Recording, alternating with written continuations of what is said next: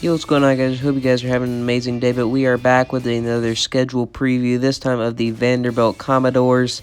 Vanderbilt is they're an interesting team. They've had some flashes of being actually pretty good in the past, but just overall, they've been the weak point in the SEC. They've been the laughing stock, especially the SEC East, for quite a while now, and I don't think it's going to change much. They had trying to remember his name, Shermer was his last name. I'm looking like really stupid right now. Kyle Shermer, I believe was his name. If I'm wrong, I'm sorry. But he was a great quarterback, and he actually brought some success to Vanderbilt, especially that one year where they started off 4-0 and then lost like 70-0 to Alabama. But he did bring some success there. But now they have Riley Neal at the helm at quarterback because Kyle, I keep on thinking Kyler Murray, but Kyle Shermer, I believe, graduated, so now they're in a little bit of a worse situation, and I think the lack of a great quarterback will affect them in a bad way, but maybe they'll be able to respond once I take a deep dive into their schedule. Maybe it's a case of where it won't affect much and they'll still be able to have some success, or maybe it'll affect it a lot and they'll once again be a laughing stock in the SEC East. So let's dive into their schedule and find out.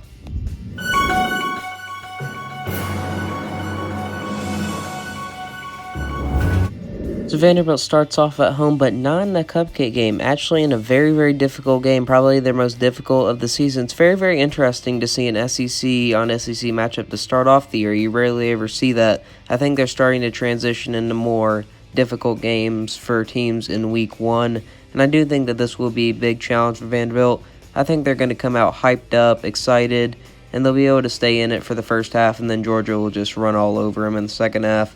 Georgia's a better team. They have more depth. I think Vanderbilt will be hyped up and will be energetic going into this game. That's why I think it'll be a close first half game and then just a blowout in the second half. So I'm going to give Georgia the 41-10 win as Vanderbilt starts off the season, with which a loss isn't really that devastating to them because you would expect them to lose to a team. Vanderbilt heads on the road for the first time in the 2019 season to face a very, very interesting opponent in Purdue. Purdue has been a laughingstock ever since Drew Brees left, but they showed some flashes last year and showed some flashes of actually being a decent team. So I think this is going to be a very, very close, interesting team. Very, very interesting game as well. Two teams, golden colors, a lot of similarities. I can name them off, but it's just too long of a list. But Purdue is, I think, a little bit better than Vanderbilt right now. I think they're a little bit higher up in their rebuild than Vanderbilt, especially because Vanderbilt just lost their main piece on offense in their quarterback. So I'm going to give Purdue the 31-28 win as Vanderbilt is off to an 0-2 rough start. But then again, you can't really blame them, especially for losing against Georgia. Some people might expect Vanderbilt to beat Purdue. I don't think so. I'm going to give Purdue the win. So the extremely rough start to the schedule continues as Vanderbilt heads back home to face the LSU Tigers. I went over this in my LSU video. I think LSU will win 31-10. Is anybody going to disagree with me here? LSU, there's no way they lose to Vanderbilt until something crazy happens or a big player gets injured for LSU. Whenever you compare the rosters and the coaches and the staff and the fans and the stadium and the facilities all together, LSU is just the way better team, program, staff. They're just better than Vanderbilt. That's not a knock on Vanderbilt. LSU is really, really advanced in almost all of those categories. But LSU gets the 31-10 win here as Vanderbilt starts off 0-3. So Vanderbilt finally gets a break as they face Northern Illinois.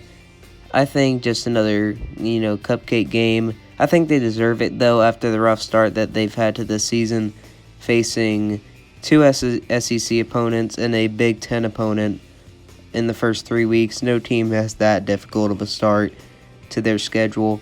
But they finally get a cupcake game here in Northern Illinois, and I think they take advantage of it to the full extent as they win 38-3. So Vanderbilt finally gets their first win, and maybe Vanderbilt can start getting in the rhythm and start winning some bigger games against SEC opponents. So Vanderbilt heads back on the road to face Ole Miss. So some Vanderbilt fans are going to disagree with me here. I think I'm going to give the win to Ole Miss. I'm higher on Ole Miss than a lot of people. I've mentioned that in a couple of videos that I don't think Ole Miss is actually that bad, and I don't think Matt Luke is that bad of a coach. But I am going to give Ole Miss the 38-35 victory here against Vanderbilt. I think they're just a slightly better team than Vanderbilt. I think they have a better offense, and I think that's why they're going to win against Vanderbilt here. And they're at home. That's another weighing factor on the win for Ole Miss.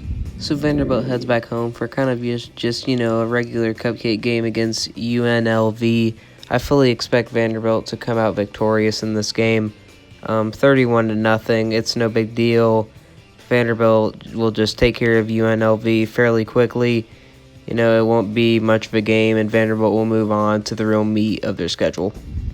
So Vanderbilt heads back on the road. Well, actually, I think they might be at home for this game. Let me check.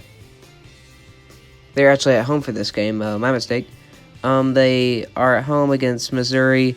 I think Missouri's a little bit better than Vanderbilt. Some people might disagree with me. I don't think a lot of people would disagree with me. Most people will probably agree that Missouri will get the win here, 35-24. It's not a blowout. Missouri's competitive with Missouri. Did I say Missouri's competitive with Missouri? I think I meant Vanderbilt is competitive with Missouri. Vanderbilt's not going to get blown out by a ridiculous amount of teams.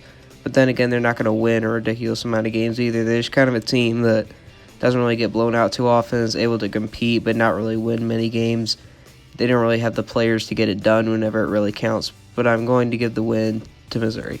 So Vanderbilt heads back on the road to face, in my opinion, a much better team in South Carolina. Sorry, Vanderbilt fans, but I'm giving them another loss here. I just don't see a way where they would beat South Carolina.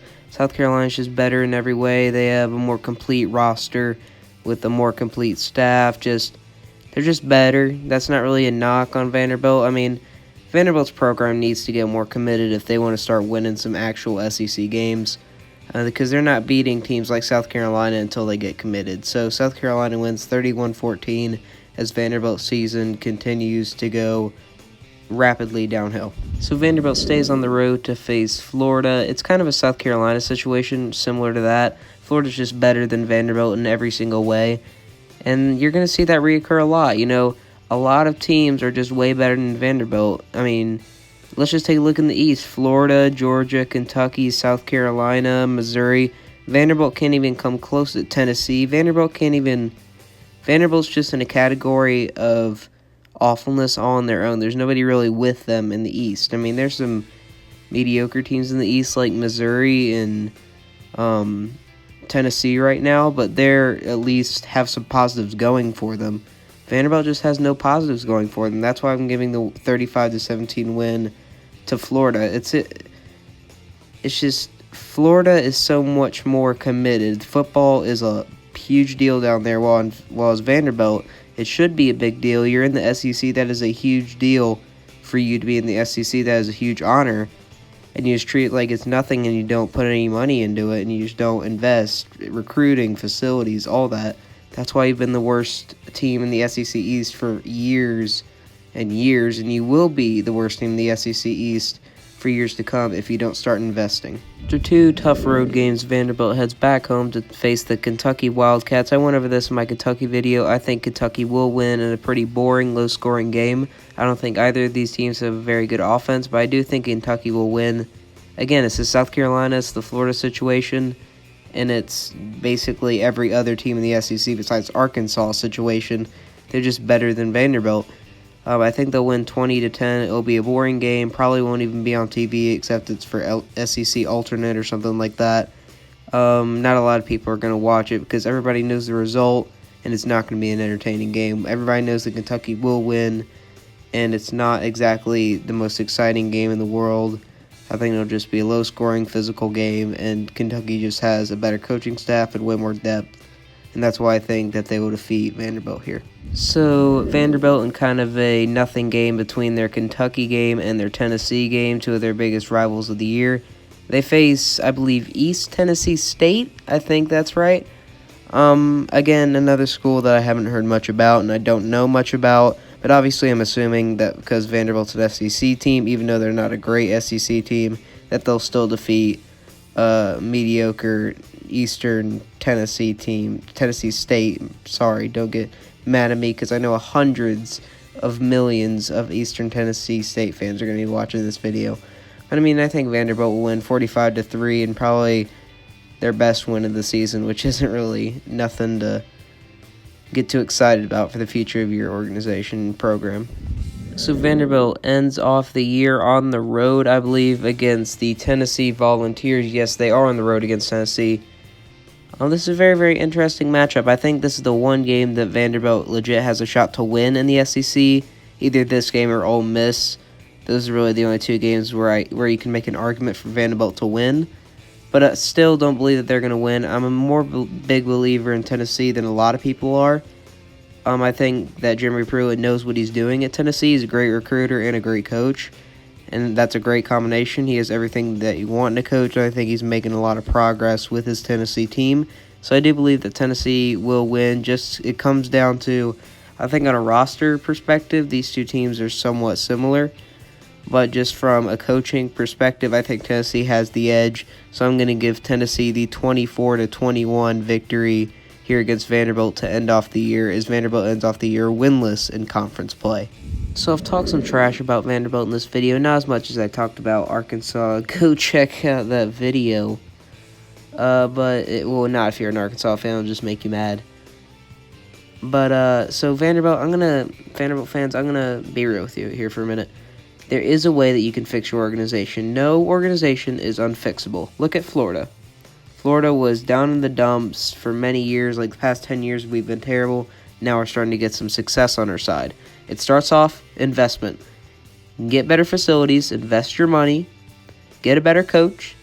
Once you get a better coach, better facilities, better staff, recruiting will get better. Fans will become more intrigued because you'll have more stars and more wins. There's basically two keys to building your organization. Get a coach, invest money, and time. If you do that, then you will be up there competing with teams like South Carolina and Kentucky pretty soon, and then maybe down the line you'll be able to compete with teams like Florida and Georgia, even though that might be a little bit of a stretch. If you do everything right and invest a lot of time and money and get the right coach, nothing is unachievable. So this is your boy Fanatic.